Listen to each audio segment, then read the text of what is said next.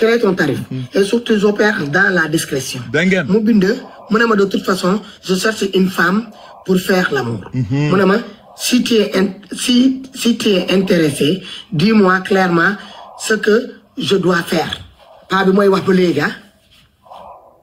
te bi ma ko koy wax seen kanam la fii xoolal ma di ko piéger rek de yónnee ko ay après gis nga lii ngeen di gis nii yëpp anaconda yi ay awraam la photo ci saasi parce que dama koo bindal fii ci message bu bule bii ngeen gis ma effacé ma ne ko ci kanam followers yi ma ne ko envoie-moi les bagages comme d'habitude pour ma mën a ci enjoy paa bi ci saasi bi ma ko waxee loolu paa bi daal di dugg yónnee ma benn ñaar ñett ñeent juróom benn six vidéo ak ay photo yoo xamante ni moom moo ci doon kii boppam faru yaay joor yónnee ma ko bi ma ko yónnee mu ñëwaat encore ci suuf mu yónnee waat ma woo ma nangu ma koo jël mu yónnee waat ma encore bagage yi ay comprendre nga ñaari yoon mi ngi nii xam nga six fois la ba yónnee bagage yi ak ay porno fii nii encore même chose mu dem ba pare mu defaral ma nii mu yónnee ma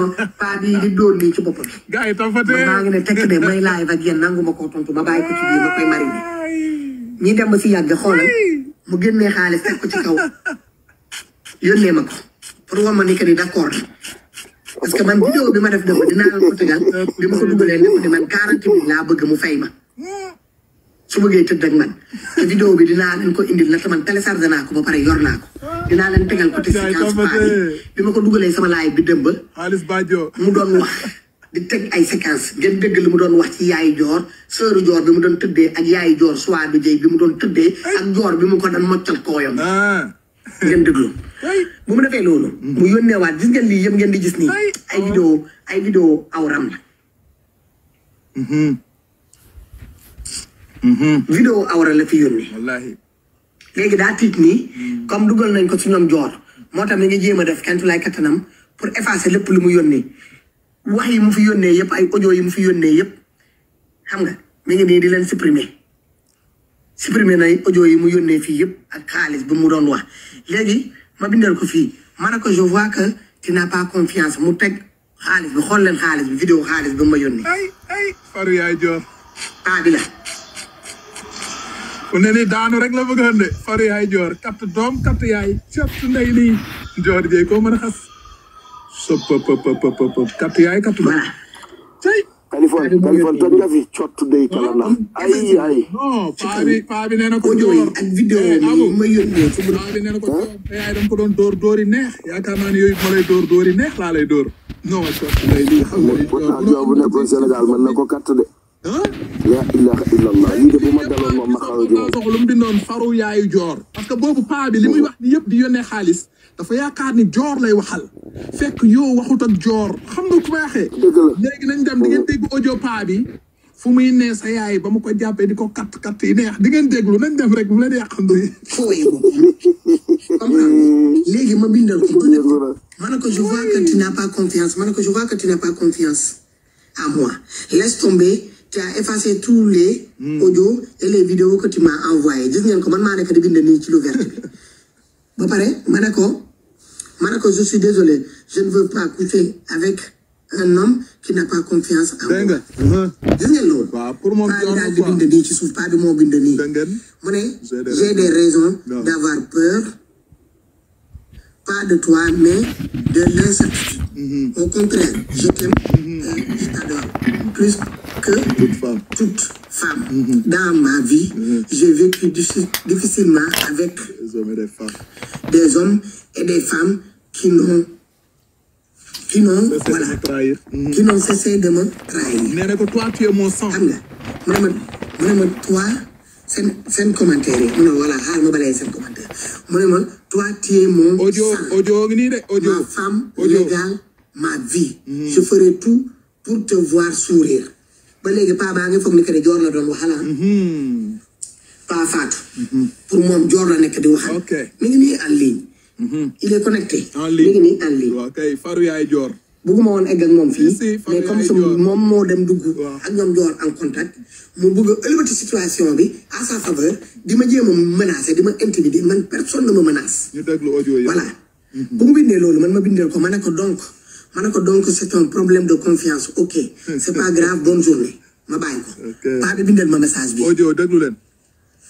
déglu. bonjour ma chérie na nga def sax bàyyi bi yow te man boobu amul complexe yow si kaw kan nga am complexe parce que yow yaay man na yow. c'est ça me fait un grand plaisir que je collabore avec toi. ah baa ngi jël de glace de delloo na avance bi de. ay transactions. donc bu mémoire bi feesee avec tout ce que je fais donc damay éliminer yu bare peut-être que may éliminer je vais faire ça yow t'as pas compris mais Kali est-ce que c'est Dior qui écrit. bu ko faale continuer Kali bu ko lijjanti.